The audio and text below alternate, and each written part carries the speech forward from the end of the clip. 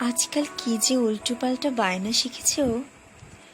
যখন তখন এসে বলবে ওর একটা আকাশ চাই, আর আমিও বোকার মতো সব কাজ ফেলে ওর চোখের মাপের আকাশ খুঁজতে থাকি। শুধু কি তাই, তাতেও আবার ওর আপত্তি। এটাতে বলে মেঘ ভর্তি, তো ওটাতে একঘেয়ে আলো।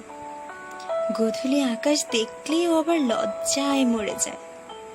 আমার হয়েছে জ্বালা, মেঘ থাকবে না, রোদ থাকবে না, এমন একটা আকাশ আমি কোত্থেকে খুঁজে আনবো? গোলাপ হবে অথচ কাঁটা হবে না, রংটাও আবার লাল, এমন আবার হয় নাকি? একটা কথা আমি কিছুতেই বুঝতে পারি না, ভালোবাসা বুকে এসে বসলেই মানুষ কেন পাখি হতে চায়?